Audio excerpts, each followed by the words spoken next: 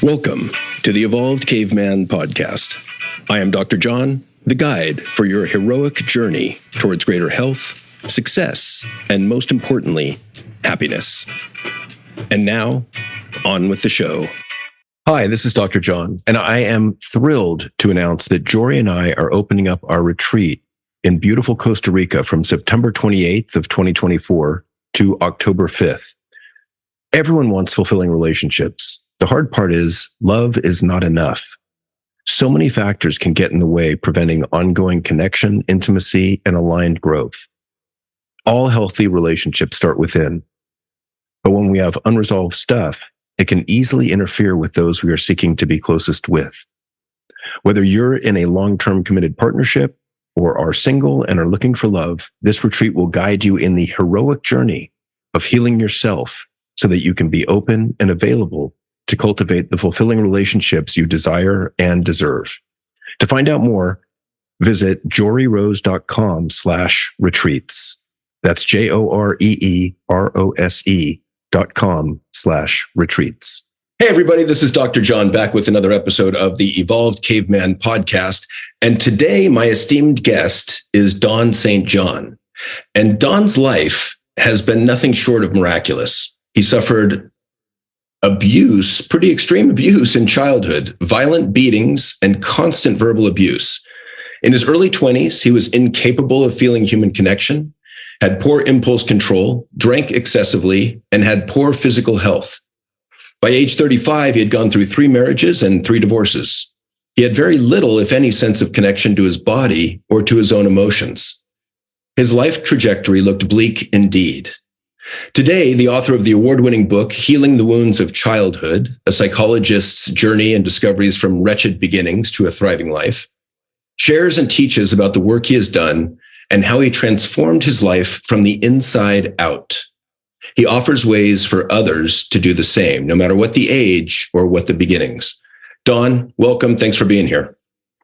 Yeah, thank you for having me, John. You summarized those early years of my life quite well. And, my journey began, I was about 20 years old, and I woke up in the back seat of my car, and I was bleeding from my throat. I'd been out drinking all night and hollering and just making a racket and burst of blood vessels. Didn't know what it was until I got to the hospital. And I realized I needed help. So I looked in the yellow pages, found a psychiatrist that worked on Saturday. I was in the Air Force at the time, working Monday through Friday. And that was the beginning. That was the beginning of a journey that's ongoing some 60 years later. Wow, that's amazing. And so that was your bottom. That was your low point. That was the point where you woke up. Yes, that's the point where it began. That was the low point. Clearly I was on a trajectory that would end in early death. And almost did. Had I not altered that trajectory in my 30s, I'd have been dead now, without a doubt. Yeah, I call that a slow suicide. I've had other clients that are alcoholics, for example, or addicts, and I kind of beseech them to stop the slow suicide because I think they don't want to live. They don't want to kill themselves either. Exactly. There wasn't much to live for. Yeah. I was pretty frozen on the inside. I didn't really ever feel a human connection. Didn't even know what it was till years later, well into my 30s before I did. So, yeah, there wasn't much to live for. So, smoking, drinking, not paying attention to anything health related. Yeah, I'd agree with your assessment, John. I've had a lot of younger clients. Sorry to interrupt. I've had a lot of younger clients in late teens, early 20s that don't expect to live past fill in the number 21, 30, And so they're just they have that live fast, die young mentality. Yeah, it's a tragedy. And along with purposeless wandering and kind of an addiction to hedonism, right? They just want it's sex, drugs, rock and roll. Yeah, I think that's because they don't know an alternative. Mm-hmm. I mean, I've come a long way since my early 20s, and my perspective has changed considerably. I mean, I'll make an extreme statement. We can unpack it more if you'd like. My childhood was hideous, obviously.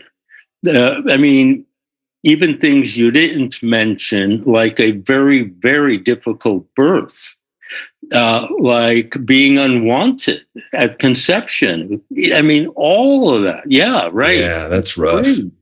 When you hear it. And yet, and this is where I ask you and our listeners to hold both of these statements. It was hideous and it was perfect, because every moment of that childhood preceded and led to this moment that you and I are having here, talking about it all. Yeah, and thank you for saying that, Don. I think it's that to me is a reflection of wisdom. That to me is a reflection of the mature ability to hold competing truths in your head at the same time, which I think is a hallmark of emotional maturity. I completely agree. I call it A-N-D, consciousness. Yeah, I love it.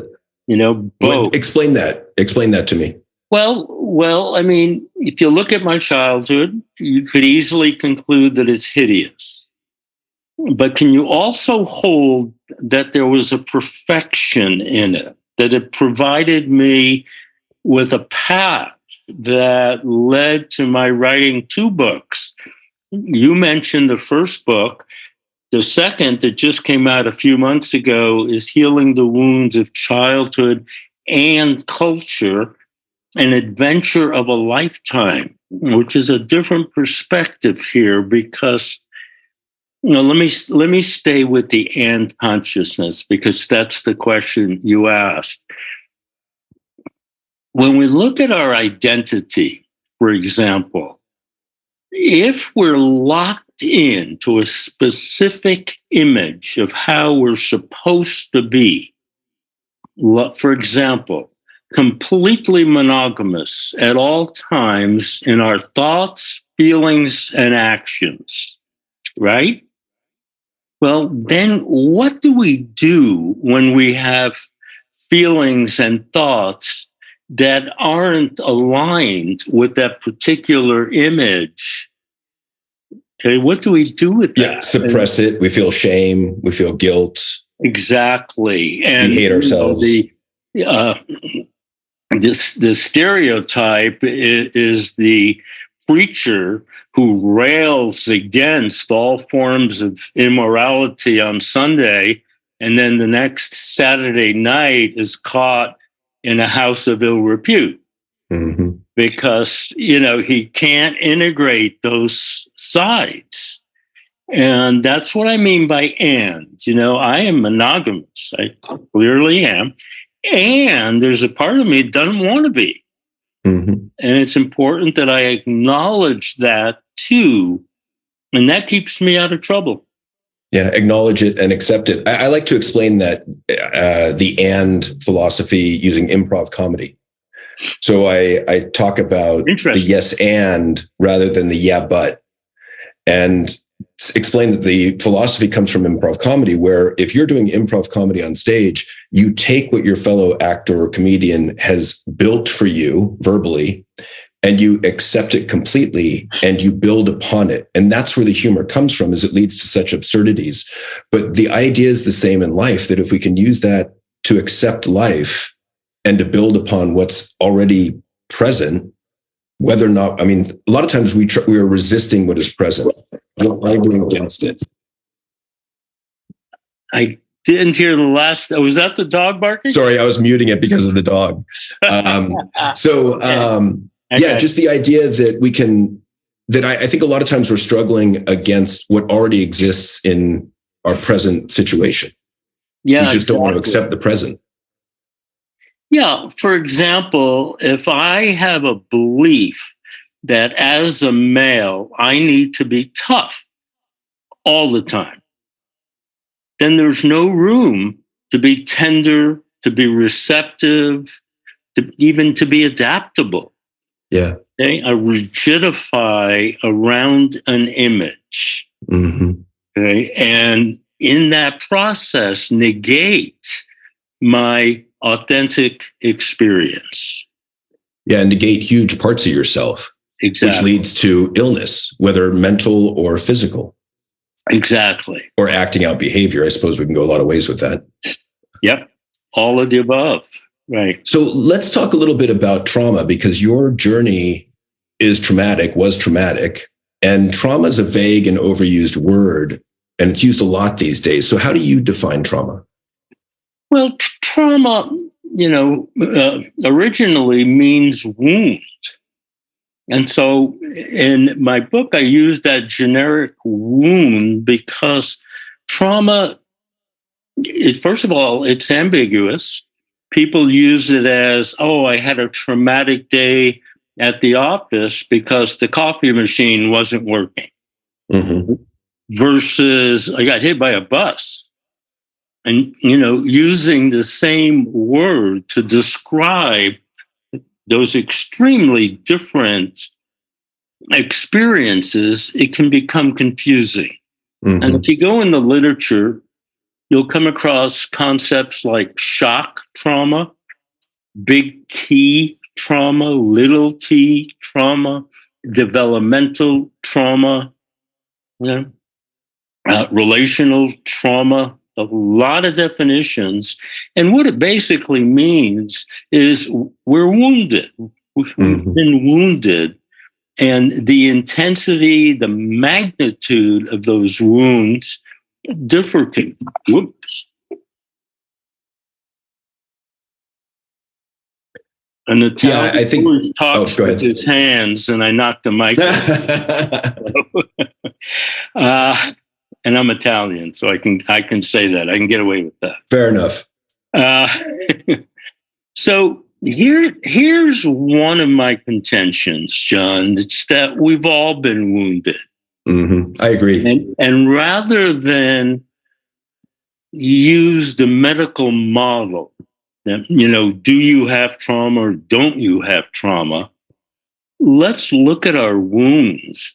We all have them. And the journey to healing, as far as I'm concerned, is the purpose of life. Yeah.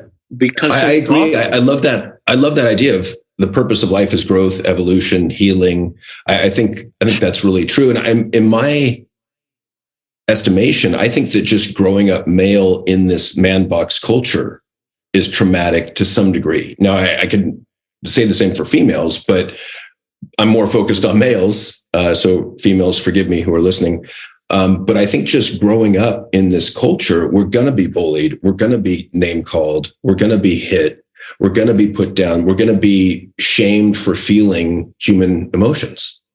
Yeah, exactly. And more fundamentally, our deep experience, our authentic experience is not appreciated, not supported, punished, either subtly or overtly.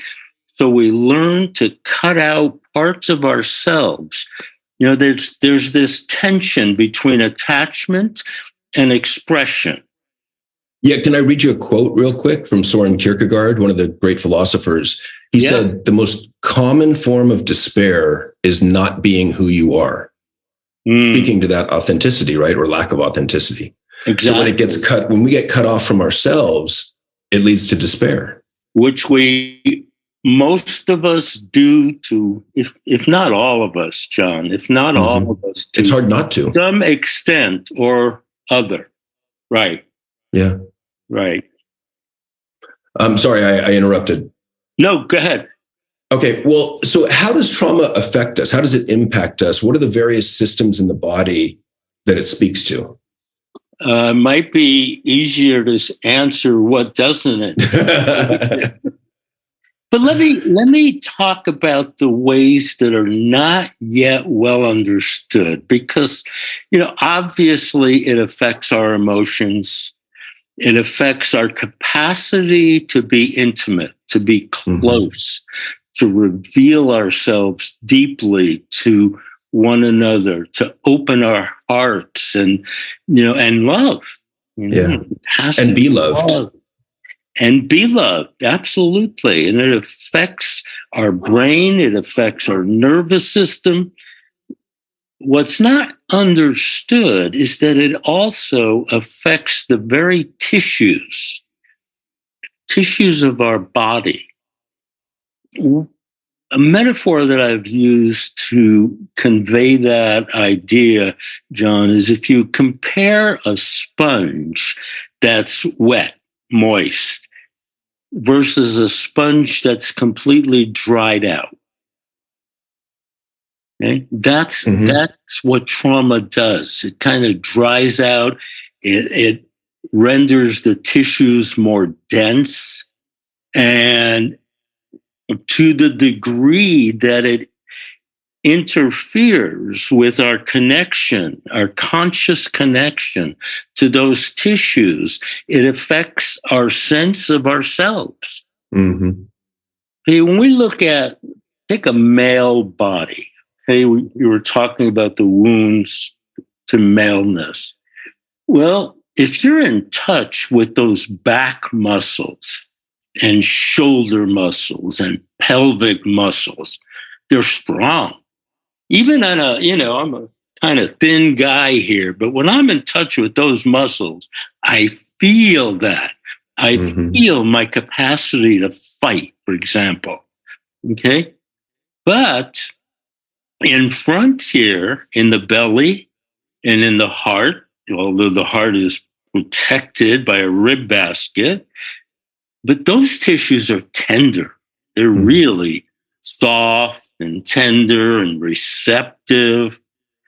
So if we can be in touch with both sides, for example, it's more complex, but just to illustrate, we can be in touch with both our strength and our force and our tenderness, our vulnerability. I think that's the goal, right? Is to have access to all sides of yourself, all aspects of your psyche. I agree. And it correlates highly with our connection to our own tissues. Yeah. And in my mind, I'm kind of right now, I'm equating stress and trauma, which they're not quite the same thing. But when you were talking about trauma affecting the physical body, like I know a man in his 50s who is kind of rebelling against his life and has turned to sex, drugs, and rock and roll as a distraction. And someone who knows him quite well was saying he's aged. In 2 years, he's aged noticeably. And I feel like there's a disconnection from meaning and purpose, and there's more of this wanderlust or shrugging off of rules and constrictions and control in an attempt to, live life to the fullest or live a life of pleasure. And I just think, while that's tempting, I don't think it serves us in many ways. I think it misses the mark. How so? Which, by the way, is one definition of sin. I don't remember what language or culture that came from, but it misses the mark in the sense that, one is attempting, this gentleman may be attempting to free himself from the constraints and restrictions and limitations, the wounds of his childhood and early life. He may be seeking to be free, but turning to sex, drugs, and rock and roll isn't going to get him what he wants. Mm-hmm. My guess is that what he wants is genuine connection. Mm-hmm. It's the ability to, on one hand, to just love in your interactions with people. To love, I would add love and be loved, because I think we can struggle with both or either of those. Oh, I think you're absolutely right. I think one of the most difficult things for human beings is to really receive love. Absolutely. Someone asked me, I think we don't feel worthy of it. That's probably the single biggest issue, the single common denominator issue running underneath all the diagnoses and many of the chronic physical health issues as well. Can I interject something there? So, sorry, I was in the shower this morning, because this all revolves around inner child work to me.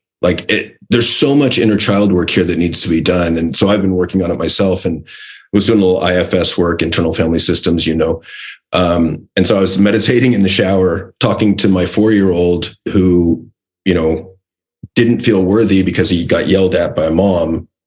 And so I was having a conversation with my 4-year-old self, just saying, hey, look, I understand you were hurt. You're safe now. You're with me. I'll take care of you. I love you. You are worthy. You're worthy of love. You're worthy of giving love. You're worthy of receiving love. You're worthy of success. You're worthy of happiness. You are fucking worthy. And just trying to have these ongoing conversations to get him to let go and relax and understand that he is, in fact, worthy of many things, love being one of them.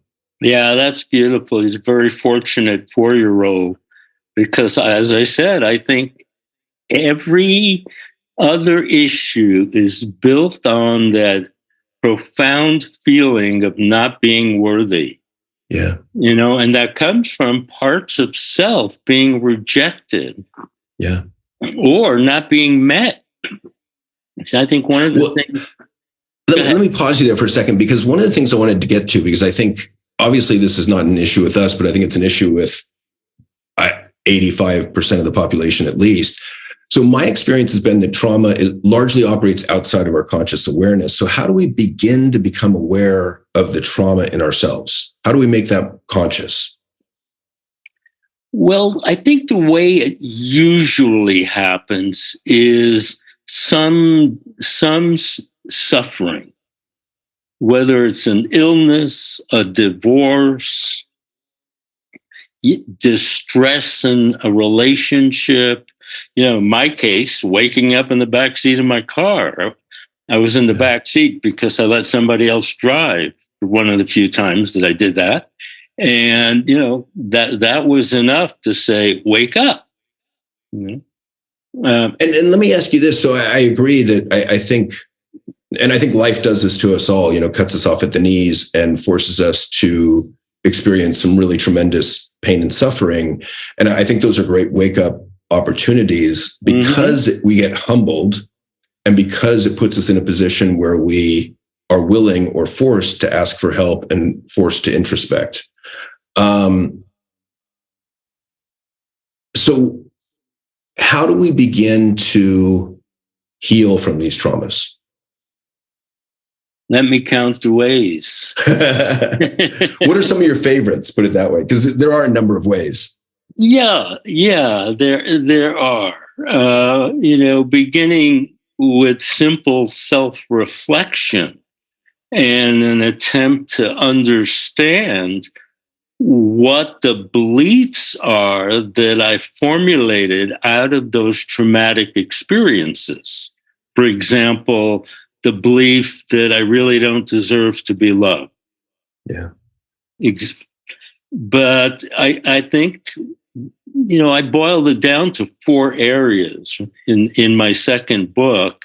We have to look at the body, or more specifically, our connection to our body. There was a philosopher turned somatic practitioner by the name of Thomas Hanna. Don't know if you've heard of him. No. Have you heard of the Feldenkrais method? Yes. Okay. Hanna brought Moshe Feldenkrais to this country. Gotcha. Took his first training and went on to develop his own somatic work. Now, Hanna was a philosopher by trade. He was chairman of the Department of Philosophy at the University of Florida, Gainesville. Wow. And his philosophy led him to an understanding of the body that's still pretty not discovered yet. And that is, the body has two sides. See, I look into this monitor, John, I see your body. I see your shining skull and majestic quality. I see your shoulders.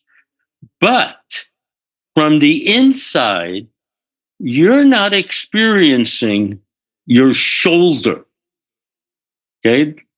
We can all see your shoulder. What we can't see, and only you can know, is that sense of connection that you have to those shoulders. How do they feel to you? What information do you receive from those shoulders? You know, and that was Tom's insight. And he coined the word somatic. The body is what everybody sees, and we have libraries filled with books about the body. You know, it sounds like our sense of interoception, which is our sense of the internal workings in our body. Yeah. But again, one can explore that for a lifetime and still be discovering more. Yeah. Well, and let me make a comment there, because my experience is that men in general are so focused externally. And I mean, we're looking for external validation as opposed to internal validation, but we're also think that the majority of reality exists outside of ourselves. So we pursue things like fame and wealth and power and prestige, but we're not very good on the whole turning inwards. I think it scares the crap out of us, most of us. Yeah, we don't have too many roadmaps. Or models. Yeah, role models. Yeah, exactly. And, you know, women focus externally as well. They tend to focus on how their body looks and whether or not they meet, you know, Vogue magazine standards, rather than what's it feel like in your pelvis, in your shoulder, you know, what's the connection? Yeah. And let me give you a metaphor that I think helps with this, John. If the body were composed of 1 million tiny light bulbs, okay, that's your body. How many can you light up? Mm-hmm. Oh, I like that. It's gamifying it. Yeah. Think about that. You know, I mean, many of us can light up our heads. You know, we get free. Oh, yeah. And, you know, but can we light up our hearts? Can we light up our hearts and pelvis? And you start thinking about it this way, you begin to realize how important that internal connection is. And that's also a good metaphor for the concept presence. Mm-hmm. Okay? How present can you be? How much of your energy and attention can you direct towards something in front of you at any given moment in time? You know? Yeah, I mean, so at the gym recently, I've been trying to connect with my obliques and get them to work on command and get a better feel for them. Yeah, I've never been connected with them. That's one way of the other thing that you're saying is, you know, direct your energy, which makes me think of attention. I was just writing this morning about, you know, how we've got this massive problem with young people hating reading or just having a terrible dislike for reading. And, you know, one of the factors for that is continuous partial attention, I would argue, based on devices and social media, that their attention is so fragmented. They've never trained it to focus on one thing, which may not be, some of the reading may not be that stimulating, might be boring for long periods of time. Mm-hmm. And so they can't really attend to something for any length of time. Yeah. Total tangent there. I apologize. So let me ask you another question. So you've made a connection. Oh, go ahead. Oh, I just wanted to finish answering your previous question about how to go about healing these wounds. And one is, as we're saying, enhancing that connection to your body from the inside, whether you do that at the gym, whether you do it through yoga. There's a system called Continuum. It's a meditation movement system that's brilliant. Whether you do it through Feldenkrais, so many ways, but with the intention of strengthening that connection. The second is relationship. And for most people, it's going to mean a good psychotherapeutic relationship, not one that's focused on getting rid of the symptoms, but one that's focused on, deepening relationship. Because a person comes to psychotherapy, generally, they're not able of having a good, intimate relationship. So the job of the therapist is to have a good relationship with somebody who doesn't know how to have a good relationship. And I think that can be very, very helpful, very important. And when you said, oh, go ahead. The third is, relational education. How to be in a relationship, how to be present, how to bring yourself authentically into the relationship and allow the other person to do the same. Yeah. And when you said relationship, at first I was thinking, oh yeah, healing within relationship, because one of the ideas I love is that there's certain wounds that we have that can only be healed while in relationship, because they don't show up unless you're in relationship. And then you have to be in relationship with someone who's willing to work with you in order to heal certain traumas. I like totally a fear agree. of abandonment, for example. Sure. Which is, it's huge. Or fear of betrayal. Also huge. Fear of being suffocated. Yeah. Fear of being controlled, sexual insecurities, all sorts of things. Exactly. That can be healed only in relationship. Yeah. So thank you for going back and finishing that. Sure. My continuous partial attention took us away from that. Mm-hmm. There's one more. Spirituality. Okay. Yeah. Don't know how much you want to get into that or not, but you had another question. So, well, the older I get, the more I've been interested and open to spirituality. So I just think it's interesting because also, as being taught at Cal as a quote unquote scientist, there's not really much about spirituality. And up until, I don't know, I would say 30 years ago, it was looked down upon to even believe in a higher power as a researcher or scientist. Again, going back to the beginning of our conversation, that I think it's emotional maturity, psychological maturity, to be able to hold competing and opposite and contradictory views in your mind about yourself at the same time. So, for example, I'm a scientist that values empirical data and research, and as such, I don't believe in God, because there can't be empirical proof of God. And yet at the same time, I choose to believe in God because I find it emotionally comforting, and it helps me to deal with the anxiety around my own death. Yeah. And, if you're fortunate, you have life experiences that make it very hard to not believe in a higher power, higher than me, higher than my own, rational apparatus, that there's some force, some intelligence, some connectedness, okay, that influences me, that's beyond me. I can tell you a brief story if you'd like. Please. Okay. Back in 2001, our health insurance company canceled the policy in the state of Washington and told us, to go shop. Okay, had a trip to Albuquerque, both my wife and I. Our church was going into court to contest its right to use our sacrament and its services. And that was the first day of a 5.5-year court process that culminated in a Supreme Court decision, but we can answer that in a minute.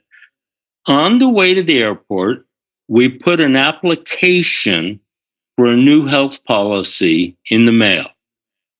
Okay? 2 nights later in Albuquerque, New Mexico, as I was getting ready for bed, I had a severe heart attack. I was 59 years old. I'll be 80 next month. I was 59 years old, and the pain was in my solar plexus. I checked my chest, no pain. It was all down in my solar plexus. And it was extreme. I couldn't lie down. I couldn't stand up. I was just at 90 degrees for about 45 minutes of intense pain and sweat. It finally went away the next day, got up, went back to the courthouse, and after the third day, went home. A month later, went to a doctor, and I convinced him to look in my abdomen because I was convinced that that's what we were dealing with. 3 months passed before I saw a cardiologist. And when he looked in there, he couldn't believe it because he didn't think there was anything wrong with my heart because I appeared kind of normal. Kind of. I like the kind of. Yeah. And he found that I had a pretty serious heart attack. My left ventricle was hardly functioning. 3 coronary arteries were mostly down. And there was a blood clot loitering in the left ventricle. And I'm still walking around. Yeah, right? Did not die. Okay, I'm going to make this as succinct as I possibly can. He diagnosed the apex of the heart as being gone, and much of the left ventricle, maybe not. It turned out that it was hibernating and returned after the surgery. The surgery was a rather cool experience. I mean, it was amazing. It really was. 3 months later, the apex of the heart was normal. He could not believe it. He got me back in for another test. He said that cannot happen. He doesn't make mistakes like that, Yeah. So that kind of thing, including the insurance, they covered an $80,000 surgery because I put it in the mail 2 days before. Could have easily waited. I mean, when you get a series of experiences like that, John, it's hard to say that there's something else going on here. Mm-hmm. Yeah, that's a wild story. Yeah. I'm sorry that happened. I'm glad that you survived it. That's scary as hell. Me too. You reminded me. So tell me a little bit about your church and the sacrament that you consider holy. Yeah, it's a church that began in Brazil. It's both Christian and indigenous. Technically, it's called a syncretic religion that combines various elements. Our sacrament is what you generically call ayahuasca.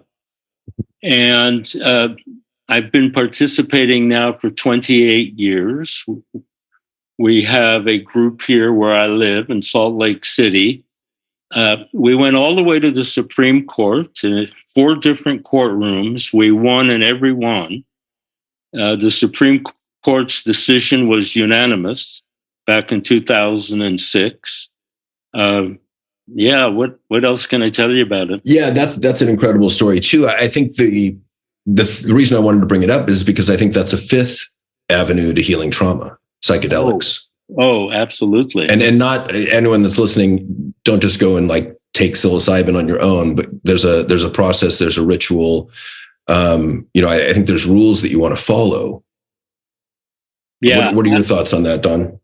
Absolutely. Well, I took it on my own back in the 60s when I was in graduate school. And the first time I did, I realized that my very rigid secular view of reality needed some tweaking. It opened me up to possibilities that I otherwise would not have opened to. But I completely agree. I don't think young people in particular should be playing around with psychedelics. I think they require a whole lot of consciousness, either in a spiritual setting or a psychotherapeutic setting. But I think they're very powerful. And, John, I think it's the wave of the future. I do too. I mean, I had an experience back in college with psilocybin where I came away and it stayed with me ever since, just a visceral understanding of the interconnectedness of all things. Well, that's a huge understanding that I am extremely grateful for because it's shaped everything since. That's profound. It's profound. Once you have an experience like that, it's hard to feel like an isolated, separate object in the world of other objects, as kind of described in a Newtonian physics, right? Yeah. Well, and I think that's one of the biggest problems with depression is when depressed, we feel like we are absolutely alone and cut off from every other living being on the planet. Yeah, or said it another way, when we feel cut off and isolated from everyone else on the planet, we feel depressed. Yeah, or alone, or both. Yeah, exactly. Yeah.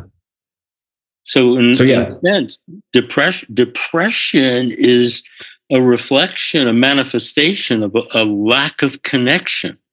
Mm-hmm. Yeah. Yeah. So thank you for sharing that about your church. I think it's just a fascinating story. And as you said, I do think psychedelics are the future in terms of, and I've just heard it repeatedly, that psychiatry doesn't have a tool as powerful in its toolbox as some of these psychedelics. Oh, MDMA, psilocybin, ayahuasca, and they're even looking at acid and ketamine. So I'm pretty excited about the possibilities that those present. Yeah, me too. Okay, so here's the question that I wanted to ask a little bit ago, but you rightfully reminded me that you weren't finished with the question I'd already asked. Thank you. So how are vibrant health, high quality, intimate relationships, and a good relationship with your body all interrelated? That sounds like one of those graduate school essays. Yes, it does. But I figured you were just the person to come to for an answer. That you write on your comprehensive exam, and you take about 2 hours, and you organize it. But look, stress affects our health. The evidence is now conclusive. Intimacy is a human need. Interpersonal nourishment is essential to our sense of well-being. If that isn't present, if we're not giving that nourishment, it in and of itself is a source of strength, which in turn, affects our nervous system, it affects our hormonal system and our health. Our connection to our body I was reading a book recently, and the author, I'm not going to mention his name, but he's very well known in the field of trauma. And he was saying he had an experience with his wife. She disappointed him. She was supposed to pick him up at the airport, and she spaced out the time. And he said it took him 24 hours to let it go, to get over that. And I thought about that. I'm now able to get over something like that in 24 minutes at the most, and sometimes 24 seconds. Mm-hmm. And here's a man, clearly he's done his work. He's an expert in the field. Why is it taking him 24 hours? What could be the difference? And my guess is that I've put much, much, much more attention on my bodily tissues, my muscles and connective tissues, which in turn allows me to release. The effects of the wound is a contraction. We contract. You can feel it, right? And what's being called for is let it go. Let it go. But if those tissues are tense, held, dense, it's harder. It takes more effort. How'd I do on that essay test? Great. I mean, it seems to me to speak to the idea of resiliency, which I define as, at least on a physical and physiological level, as the ability to return back to a normal resting rate, resting heart rate, resting breathing rate, resting pulse as quickly as possible. Exactly. And part of that is predicated on physical health. Part of that is predicated on what you do to relax yourself and let it go psychologically.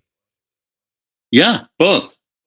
But again, those tissues are a big factor in the ease in which, let's assume that you have the psychological wherewithal to say to yourself, okay, she messed up. It does not mean she's abandoning me.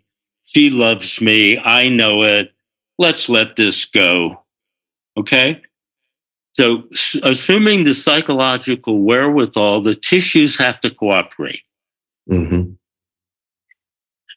Check out the work, John, of a woman named Emily Conrad, Conrad. She passed about 8-9 years ago. But she came along and she said, you know what? The body is some 70% water. We all know that as a biological fact. What she did with that was say, if it's water, how does water move?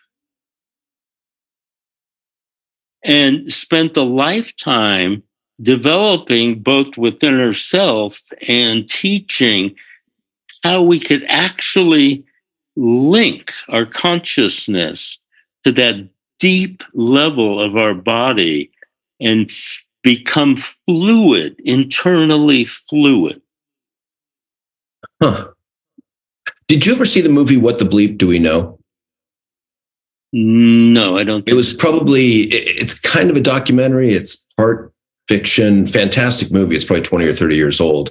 But it has to do with quantum physics and, emotion, molecules of emotion, Candace Pert, and I think Joe Dispenza's in it. But there was work by a Japanese researcher, and I can't remember his name, but he was looking at how our thoughts can affect the molecules of water.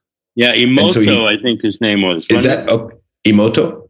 I think so. I know who you're talking about. Okay, but I'm just picturing the different, at a molecular level, what the water looked like after, a monk or a priest had blessed the water for 10 minutes versus someone thinking hate towards the water versus someone thinking love towards the water.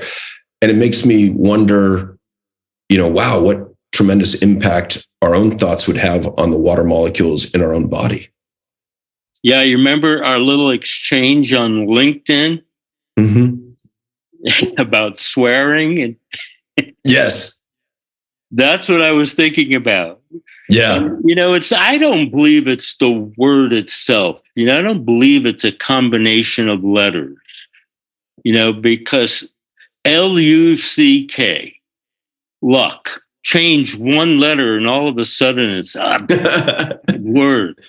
But I do believe, but I do believe the energy that we imbue the word in affects the water. That's the research that I was referring to. Yeah. And I do swear a lot, and I try to swear on the positive side. Yeah. I know. I picked that up in your post. Yeah. So I'm so fucking proud of you, for example. So the energy behind that is different. Partly I do that because we don't receive compliments well at all. So I'm trying to break into someone's psyche. Right. Partly because I want to magnify the intensity of that positive emotion for them. Yeah. I want to wake them up to the extent I can. Mm-hmm. And I think it's just I think it's different than when it's done with that harsh negative energy, because the water, our bodies are recording it. Yeah. Yeah. And so is the other person's. Yeah. Yeah. So we only got a few minutes left. So can you give me some key insights and practices to build an extraordinary relationship in 5 minutes? No pressure. You must and heal the world at the same time. Professor, huh? Yeah, great essay type questions in 5 minutes. Well, what are some practices to build a better relationship? I'll simplify it. Yeah, I get the question, and I want to see, what's the best answer I can give you. I think it has to do with be willing to take the risks to let yourself be sincerely known. But Don, that's fucking terrifying. Yes, it is. It is. And again, it's a practice. It's not an all or nothing, because in that practice, we reveal ourselves to ourselves as well as to the other. And if that can go both ways. And there's another image I talk about in my book, and a woman named Mae Wan Ho said that the water was structured in the following way: maximum independence and maximum cohesion. And she used the metaphor of a jazz band, everybody playing doing their own thing, but doing it in harmony, cohesion with the whole. And in a relationship, I think it's a dance between maximum closeness and maximum freedom.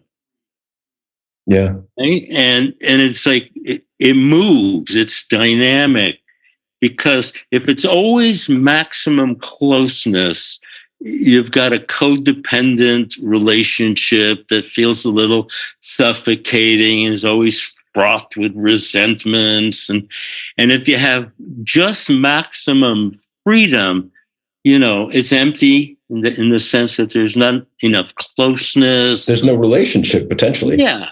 So to be able to hold that's another one of those things that we spoke about earlier, that you can be free in that relationship and very, very close at the same time. Yeah, I love that. Not keeping secrets, letting ourselves be known, Yeah. And listening. Practice listening. And I would add to that, listening non-defensively. That is huge. And that takes some practice, right? I mean, and consider that anytime you're trying to explain what you were thinking or what you were doing, to some extent, that's being defensive. And it's hard not to do, to just say to your partner, I hear you. I understand. I'm sorry I hurt your feelings. Period. Yeah. If you're listening defensively, you're not listening. You're defending to that degree. Yeah. I think that's the best I can do in 5 minutes. I think it's great. So thank you. So do me a favor and share with the listeners the titles of your 2 books and where they can find you. Okay. Let me just share the second book, because it's a revision of the first, and it's just a better book all around. Healing the Wounds of Childhood and Culture, an Adventure of a Lifetime, with many rewards in that adventure. And where can you find that? Where can I find that? Amazon, Barnes and Noble, bookstores, they can all order it. On my website, www.pathsofconnection.com. Pathsofconnection.com. Yes. Okay, fantastic. Well, thank you so much for joining me today, Don. This was fantastic. I truly enjoyed it. My pleasure. Totally. I really enjoyed talking to you. It's And that is it for this episode of The Evolved Caveman. If you like this episode, please be sure to like, rate, review, and share. And if you didn't like it, you don't have to do a damn thing. Thanks so much. I'll see you next time. Thank you for listening to the Evolved Caveman podcast. If you like what you've heard, support us by subscribing, leaving reviews, and sharing the podcast with friends and colleagues. For the latest, most powerful tools to connect with like-minded men, join the Facebook group at The Evolved Caveman. Follow Dr. John on Instagram at The Evolved Caveman, all one word, or join the email list by visiting guidetoself.com.